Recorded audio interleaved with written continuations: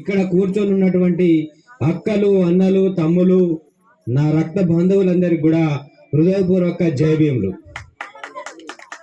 మిత్రులారా, ఈరోజు ఈ జ్ఞాన సభలు కానీ ఈ జాతరలు కానీ నిర్వహిస్తాం ఎందుకో అంటే మీకు అందరికీ ఆలోచన రావచ్చు.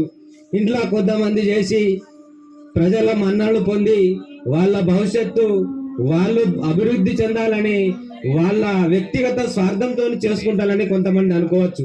కాబట్టి చాలా మంది ఇక్కడ ఉండలేరు. ఎందుకంటే ఇది వాళ్ళ సభ, దీని ద్వారా వాళ్ళకి ఏమైనా జీతం వస్తుంది కావచ్చు, లేకపోతే వాళ్ళకి ఏమైనా పైసలు వస్తాయి కావచ్చు, వాళ్ళు బాగుపడతారని కూడా కొంతమంది స్వార్థంగా ఆలోచిస్తున్నారు.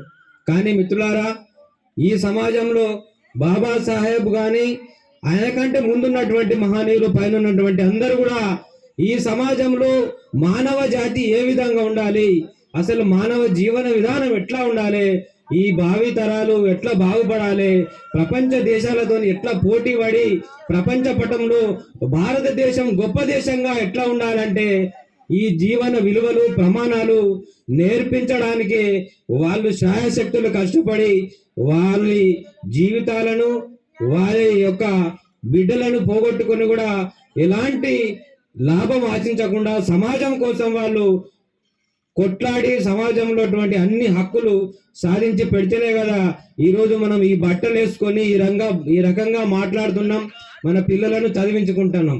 చదువు ఒక్కటే మార్గం కాదు, ఈ చదువు పూర్తిగా కలుషితమైంది.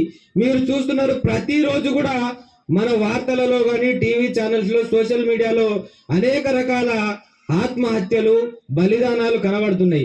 దాని వెనుకాల కారణం మనం పసిగడతలేము. ఎందుకంటే ఎంత పెద్ద చదువు చదివినా, ఎంత పెద్ద ఉద్యోగం చేసినా కూడా మానసిక ధైర్యాన్ని మనం పొందలేకపోతున్నాము. దానికి కారణమే ఈ ఆత్మహత్యలు. యూనివర్సిటీలలో చదువుకున్నటువంటి పిల్లలు పాపము ఆత్మహత్యలు చేసుకుంటున్నారు. ఉద్యోగాలు పొందినటువంటి పోలీస్ ఎస్ఐలు, కానిస్టేబుల్, సిఐల దగ్గర కూడా ఇలా ఆత్మహత్య ఉన్నట్టే. దానికి కారణము వారు చదువుకున్నటువంటి చదువుకు అసలైనటువంటి బేస్ లేదు. అంటే